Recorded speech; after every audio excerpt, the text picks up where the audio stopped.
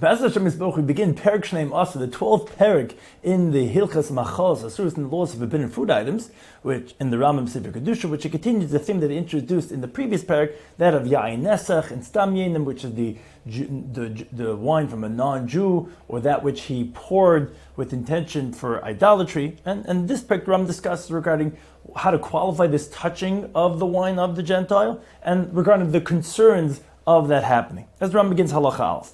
Here he discusses regarding the touching of the Gentile that makes the wine forbidden. As Rambam says, Kesad hi hanegia, what's quote unquote the touching, she'isa b'hagoy hayayin, that if the Gentile touches the wine, that's going to make it even forbidden to have benefit from it. So it says the Rambam, who this is, she'iga b'yayin atzma, if he touches the wine itself. But if let's say he touched just the flask that the wine's inside and the flask is sealed, then even if it's not full and the wine is shaking around, that would still be permitted. So it has to be that he's touching the wine, whether with his hand, or with any other limbs that it's normative for a person to do a libation to his idolatry for that purpose, because in contrast, let's say with one's feet, that's not the norm, and therefore if a Gentile touches the wine with his feet, actually that's not going to be forbidden, as we'd explained in Perek Yud Aleph, in the previous Perek Halacha Yud Aleph. And and that he shakes the wine with force, because touching without shaking it, even if it slightly moves, that's not going to make it forbidden to have benefit from it, although that would be forbidden to drink, but that wouldn't qualify. It has to be that he's touching it with a limb that's normal to pour, and that he does a vigorous shaking. Now, but let's say he sticks his hand into a barrel. And they grab hold of his hand before he takes it out, and therefore he didn't shake it. And they open up the barrel from the bottom until the wine could be let out from the bottom, and it comes out from beneath the area where he had stuck his hand in. Oh, then says the Rambam, and then the wine does not become forbidden to have benefit from it, because that wasn't from the force of his hand. That would be when his hand would be coming out. So too, let's say he was holding an open vessel of wine and he shook it.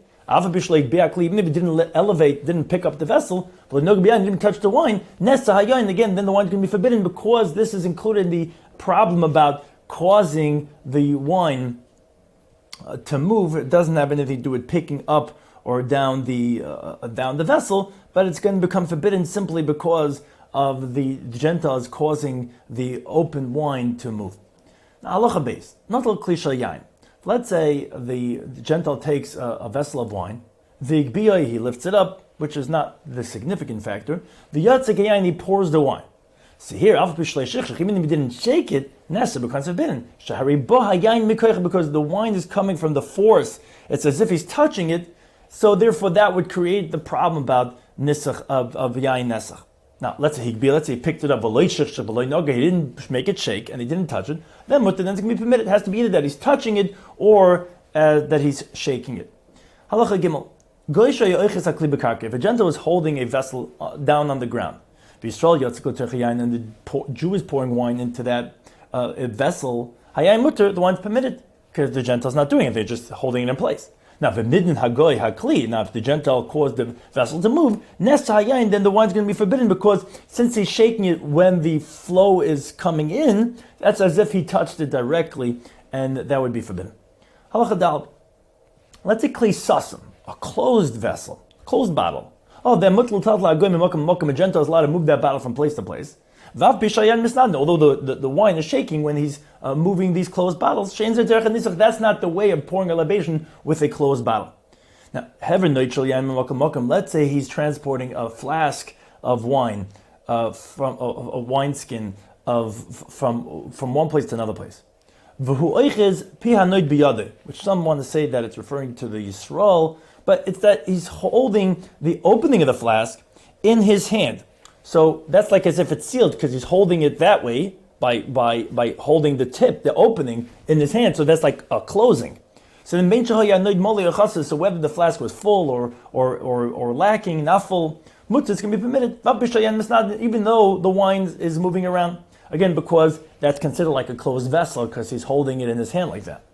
Now, hever kli cheres, which it's not really significant that it's earthenware so much, but if he's transporting a vessel that's pesuch, that's open, moliyain, that's full with wine, Also, that's forbidden Shemanoga by, because here the concern is maybe he touched it simply because it's open, not because, like we said previously, that he's causing it to shake. Now, but if it was not full, then mutter is permitted because it's not right there on the surface to touch it. Again, unless he caused it to shake, then you have that problem about the causing it to shake. It's only when it's sealed, then it's not normal to do the nisach that way, and therefore even if he shook it, it wouldn't be considered the problem about yain nesach. Halacha hey, the Rambam continues regarding the Gentile's intention when he's touching it. It says Rambam, Goyshin no gabe yain, if a Gentile touches the wine, and he had no intention for this. So then, it's going to still be forbidden to drink, but it will be permitted to have benefit from it. As Rambam says, Kate says, what does it mean without intent? For example, if the Gentile fell on the flask of wine, or he stuck his hand into a barrel, he thought his intention was, he thought it was oil, it turns out it was wine. So he didn't have that intention, so the fact that the Gentile did touch it is going to make it forbidden to drink, but it's not going to be forbidden to have benefit. Halacha vav. A similar case. Let's say the wine came from the force of the Gentile without intention. So since in this case it's one step better, he didn't even touch it and he didn't have intention, so then it's going to be permitted even to drink it. Because the force of a Gentile without touching it is biblically permitted, and the Chum made it forbidden, but so they only made the Gzeira when he's doing a force with intention. But without intention, then they didn't even make that rabbinically forbidden. As Rambam says, Ketzah, what's the case? For example, if he picked up a vessel of wine, and he poured into another vessel, he didn't really, he thought it was beer or oil. Again, it's the force without intention, and therefore it's going to be permitted to even drink. Halacha Zayin. Let's say a Gentile went into a house or to a store, he wants wine. And he sticks his hands in, he's trying to find where's the wine, and as he's searching for it, he touches the wine. So that's forbidden. Because his intention is for wine. It's not considered touching without intent, although he doesn't know which one it is, but ultimately his intent is for wine, and he finally hit the jackpot, so that's considered with kavanah, not without kavanah. Halacha ches. If you have a barrel that cracked along its length, so the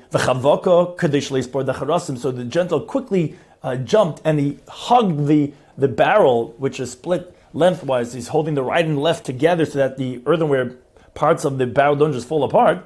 So that wine is going to be permitted to have benefit from it because it's like touching without intent, because intention is just to save the wine. But let's say split along its width, where there's a top half and a bottom half. The toughest by and he's holding on to the upper part of the barrel, that upper half that cracked, so that it shouldn't fall off. Then you could even drink it. Not only mutbano, you can even drink the wine over here. Because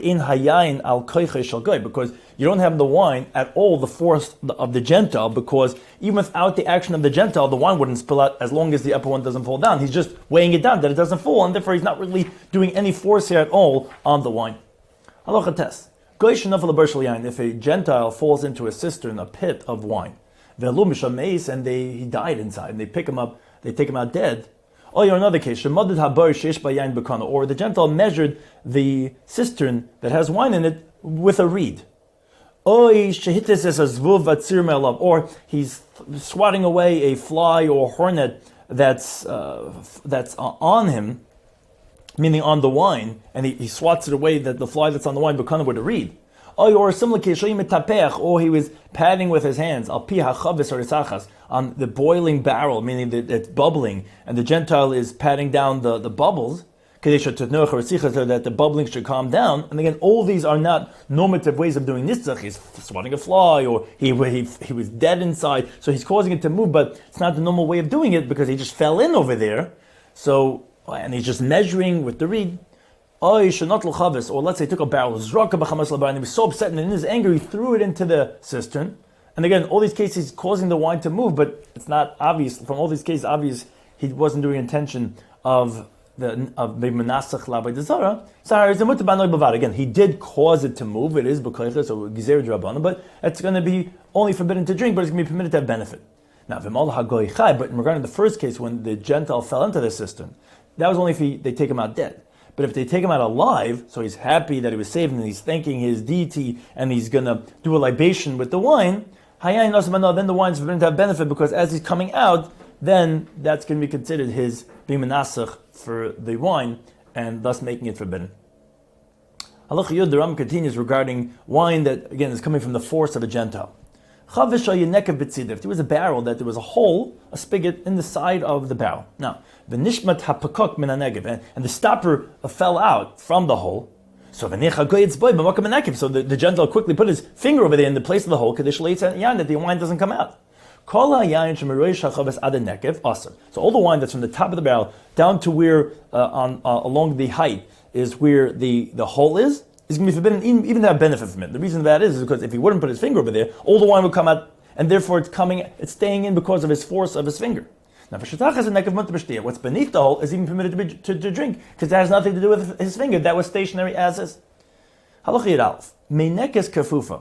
A bent meinekes. Meinekes is like an outflow pipe, which is like that of nursing, which is a way of taking out wine from the barrel. Sha'isen isa mimateches and mischuches or kiyitzvim, which they make out of metal or glass or a thing similar to that. Shenich reish lo techayan shabochav, where you put the one end into the wine in the barrel, v'reish achar chutz l'chavas, and the other end out of the barrel. Umatzitz hayayin, you suck the wine. V'hischel hayayin leirid k'derech sha'isen tamid, and the wine started coming out the way people normally do this. Now uvahagai, so this is what a Jew did. Vahagai, then a Gentile came along. He put his finger on the opening of this outflow pipe, and now he stopped the wine from coming out. Now all the wine in the barrel is going to be forbidden. It says around why. Because if not for his hand, all the wine would have came out. So it's literally touching the barrel itself. It's just like a long barrel with this pipe. Again, so it's coming as if everything is because of his power that is causing related to the movement of the wine, and therefore that's forbidden because of his finger. Now, Halachi Bez Ram continues regarding related to the pouring of wine through a Gentile. If someone pours wine into a vessel that has Gentile wine, so all the wine in the upper vessel, it all becomes forbidden to have even benefit. The Rabbi says only forbidden in drinking, but whatever's in the upper vessel becomes forbidden. Why? Because the pillar that's being poured, meaning the flow that's from the upper vessel to the lower vessel, that connects, that flow is connecting, when it's going from the upper vessel to the lower vessel, that's at that point in time is connecting the wine in the top and the bottom. And the lower wine, which is forbidden, is now connected to the wine in the Jew's wine on the top, thus making that forbidden. So the fikr, therefore, says the Ram, if someone's measuring for a Gentile, he's pouring out from his own kosher wine into the vessel that the Gentile has, because he's selling wine to the Gentile, he should break up the pour so that when he's pouring, he should stop, so that when it hits the Gentile's vessel, it already stopped flowing out the top from his vessel, or he should throw the wine from a distance, that he shouldn't have this concept of what's called the flow connecting. Because or else he's going to make forbidden whatever he has that's still remaining in the upper vessel. Allah Rambam continues regarding the leftovers of that's related to the prohibited wines, and that is mashpech shemad b'lagay. If there's a funnel that he measured out for the Gentile, that he used to measure out wine for the Gentile. So, if at the end of the funnel there's a place where the wine gets stuck, then you shouldn't use that to measure for the Jew. Until you wash it out and you wipe it clean.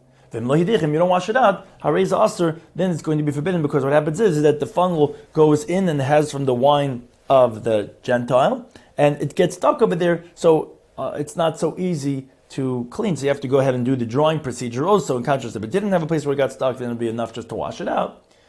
Now, Halacha Yadal. There's a vessel that has like two nostrils coming out of it.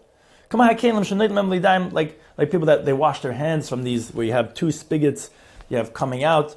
So you had this vessel with like two nostrils coming out, which was full with wine in the hand of a Jew. Now you had a Jew that was sucking out and drinking wine from one nostril. You had the Gentile sucking and drinking wine from the other nostril. Says Rambam, that's permitted. And this is not like the case of nitzuk, which is connected. So when he's drinking, you're drinking the other side in halachid beis, because there all the wine was going to come out the same path. But here, what's coming out by the Jew's nostril is not the same as coming out by the mouth of the Gentile, and therefore that's permitted, that's unrelated. But the Jew has to stop drinking while the Gentile is still drinking. And the reason is because when the Gentile stops drinking, because the wine that's in the nostril that he was drinking from, which is prohibited according to the Rambam, will go back into the vessel, and that's already from the Gentile, and it'll make whatever's inside the vessel now forbidden, because that wine's coming from his force, and therefore the Jew has to at least stop drinking before the Gentile stops drinking. If a Gentile sucks out the wine from a barrel with this minekis that we spoke about, with this pipe, all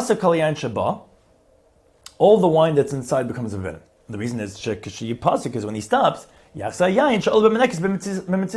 all the wine that the Gentile had sucked out of that pipe, when he was sucking, that goes back, the yipal is going to go back into the barrel, and again, the asakal, it's all going to be forbidden because of the tarevis that you have inside, where the cause of the force of the Gentiles' wine is going back into the barrel. Halacha design. Now the Rambam continues regarding our concerns of the Gentile doing this yain nesach, and specifically when he's afraid to touch the wine, that we wouldn't have this concern. If a Gentile was transporting with a Jew, barrels of wine, jugs of wine from one place to another place.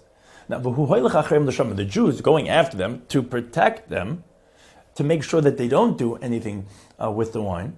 So even if he's at a distance from them of a mill, the wines remain permitted, because the fear that he has, that they have is his intimidation is on them. Because they're going to say, the years, and now he's going to go out in front of us and he's going to see us. So they're afraid to do anything that's inappropriate. Now, if he tells them, go, I'll come after you already. Oh, then already they know that he's not coming yet. So if they are hidden from his eyes, and they're so far that they have enough time that they could open up the jug, do what they want to do with yain nesach, and then they go back and seal it again, and that it will be dried up, and so it'll look as good as new. So then the wine is all forbidden to drink, because maybe they did it. Maybe they opened it up, touched the wine, and then sealed it again. Now, it's permitted to have benefit from it, because the sealing of the jug, which it is like one seal, which is sufficient for the Isra Banam, but it's going to be forbidden to drink. Now, but if he's not so far away, if it's less than that amount of time, then it's permitted. So if someone leaves a Gentile in his store, even though he's not there the whole day, but he's coming and going the whole day, the wine's permitted because he's concerned to do anything, because he knows the Jew might pop in at any time. But if he's letting him know that he's going to be away for a while, the Shah, and he tarries, and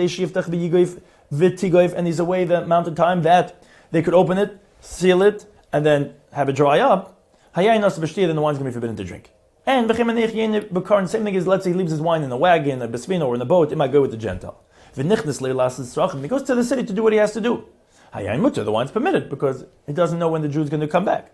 But it lets him know that he's going to go, he's going to be away for a while. And he's away the amount of time that they could open it, do the yain nesach, seal it, and then have the seal dry. The wine's going to be forbidden to drink. And says the Rambam, everything we're just speaking about now is talking about sealed barrels. So it depends on the amount of time of opening it, sealing, again, because it's sealed. But if they were open, and then then even if he didn't tarry, even if he didn't delay a while, the moment he told him that he's going to be away for just whatever amount of time, the wine's forbidden, because it takes a second that he can do his yain nesach and be done, and he knows the Jew's not coming back right away, so then it's going to be automatically forbidden. If a Jew was eating with a Gentile, and they left open wine on the table, and the yain pesuch al dulpaki, and there's also wine on the counter, the yatsa, and the Jew left. So the wine on the table is aser, it's right there and it's open. But that's what's on the counter, which the Gentile doesn't have any permission to touch, is going to be permitted. And he's not going to touch it for fear of being caught. But if the Jew told him, say, pour and drink, and all open wine in the house, even on the counter, is going to be forbidden, because, you gave me permission. Halacha Yutes. Let's say he was drinking with a Gentile.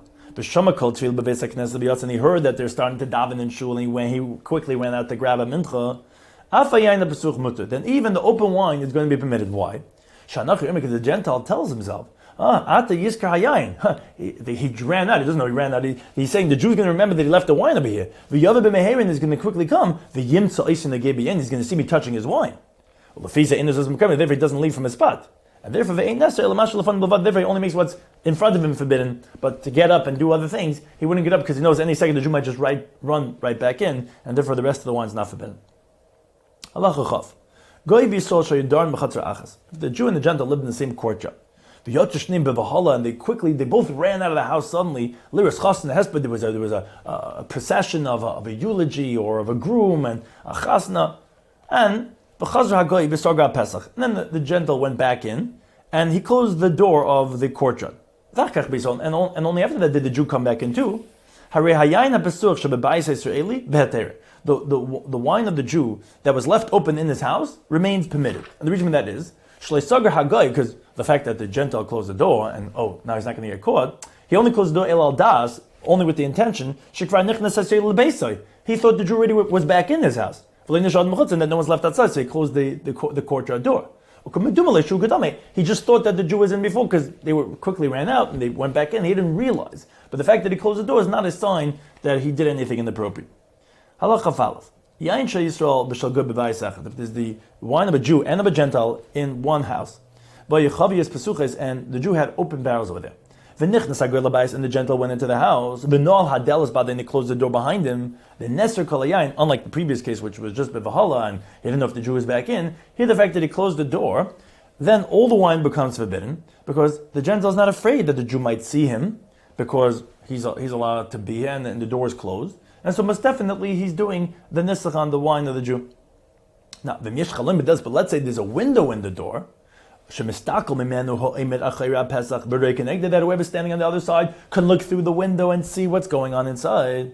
Then so then all the barrels that are opposite the window where you could see in, they're all permitted, because obviously he's afraid of doing anything over there. But Assuros, whatever barrels are on the sides that you can't see, those have been the ones that are directly opposite the window, he's afraid that they're going to see him. But the ones on the side that he can't be seen, he's not afraid, and therefore he'll do it. Now, halacha base. Let's say there was a lion roaring or something similar to that. And the Gentile fled. He was hiding between the open barrels. The wine's going to be permitted. Because he says, maybe there's a Jew also hiding over here. He's going to see when I'm touching. So therefore, again, he's afraid, he's intimidated, and therefore he's not going to do anything inappropriate with the wine. Halacha Gimel. There's a storehouse of wine. That its barrels will open. Now, and the Gentile has other barrels in this inn. And the Gentile was found standing amongst the open Jewish barrels of wine. So it depends. If he'd be confounded, he'd be overcome when he was found. Then what are you doing over here? He'd be caught like as if he's a thief. Then the wine's actually permitted to drink. Because since he's so afraid that he's going to be caught, he doesn't have the opportunity to do the libation. He's on guard. But if where he's standing, he wouldn't be caught as if a thief, as if he's not supposed to be over here. Rather, he's pretty confident he's allowed to be over here. Then the wine's going to be forbidden because he's not afraid to do what he wants to do.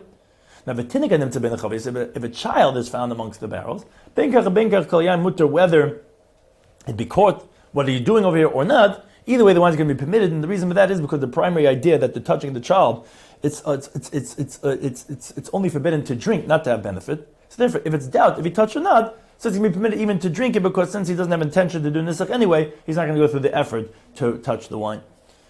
Halach of Dal Ram continues regarding situations where the Gentile is not afraid.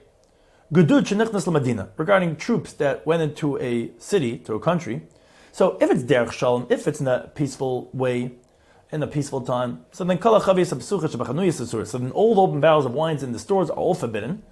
Ustumas mutaris, but if they're closed, then they're permitted, because if they would have opened it up, they wouldn't have bothered to close it up because they're not intimidated by anyone. These are the soldiers; they can do whatever they want to do. So if it's open, for sure they did. Closed, then why they closed? They would not have reclosed it, and therefore it's permitted. Now, however, if it's during a wartime, So if these troops had just gone through the city and they already passed by, they were just passing through, then even the open ones are going to be permitted. There's no opportunity to go do nisach. He's not doing his avodah zarah when he's in survival mode during a wartime. If a Gentile is found standing at the side of a cistern of wine, so if he has an outstanding debt owed to him that he has collateral on this wine, that wine is going to be forbidden, because since he's owed money and the lien is on this wine, so he's not afraid to be caught as a thief. What do you mean? You owe me money. As the Rambam says, because he's pretty arrogant and confident over here, so he would touch the wine and do nisach. But if he doesn't have any outstanding loans against this Jew, the wine's permitted to drink because he would never touch it, because who are you touching? You have no rights over here in this wine. Halacha vav. Zayna goya b'mesibah shel Yisrael. A non-Jewish harlot at a banquet of Jews. Hayayin mutter, the wine's permitted. She'emasam alaha, because their intimidation is on her. She wouldn't touch their wine, because although they're obviously inappropriate with the zayna, but then that doesn't necessarily mean that they're succumbing to avodah zarah, and therefore they wouldn't want any avodah zarah, and she would never touch the wine. Now, avozon Yisrael is b'mesibas goyim, but regarding a Jewish harlot at a banquet of non-Jews, the wine that's in front of her in her own cup is forbidden, because they will touch it without her consent, because they're not afraid of her, because obviously she's degraded where she's acting as this harlot, and therefore she's secondary to them, and then her wine is forbidden. Halacha v'zayin. If a Gentile is found in the place of the vat of the wine, so if in the vat, which there's no current wine, but the Gentile is hanging around over there, but there is some moisture of wine, could they livel hakaf, enough to mix that it'll moisten a palm of a person's hand, until there's enough moisture on one hand that it'll make his other palm moist too. That's what's called in Talmudic literature tefech amanas latfech. It can make one hand moist to make another hand moist. So there is some moisture here, and the Gentile was over there. Then you have to wash out the whole vat and dry it up, because again the Gentile would touch it and it has halach of nisach of yain nesach. Now v'mlav, but if it's not so moist, then medich levad, it's enough just to wash it out. And says Rambam Zuhar Chok, he said this is actually a great stringency, because really it's not considered as an element of wine because it's not that much moisture, but still as a stringency one should wash it out. Now the Rambam continues regarding elements of doubt regarding the laws of majority as relates to the laws of kosher or yain nesach. If there's a barrel that's floating in the river, so if it's on the river that's opposite a city that the majority of the inhabitants are Jewish, the muteres banor is permitted to have benefit, like the laws of majority, where Jewish wine is permitted to have benefit. Now, can I get issue but if it's opposite a city, the majority are Gentiles, then Assuros, then it's going to be forbidden. Meaning to drink it, we're not going to go ahead and drink it, but as long for the Isra of Hana, that would say that we're not going to create it as the Yain Nesach if it's opposite a city, the majority are Jewish. Now, if it's a place that the majority of the sellers of wine are Jewish, now you find large barrels that are filled with wine. Now, these are from manufacturers. These are only from distributors who generally have these types of vessels so big that's filled up with wine. So it's permitted to have benefit from it, again, because of the reason that we're assuming that these are from Jews. Now, we're not going to have you drink from it, because most inhabitants are Gentiles. There are other elements to be concerned for regarding the drinking, but regarding the benefit, that's going to be permitted. Now, if it's barrels that thieves snuck in the middle of the night and they opened up the person's barrels, so I'm Rivgan over here, Yisrael, if most of the thieves of the city are Jewish, then the wine's permitted to drink even, again, because here even the lowest denominator, which is who actually touched it, the thief, are Jewish. But if not, if the majority is not Jewish, then it's going to be forbidden, because of we don't know who went ahead and touched this wine in the middle of the night.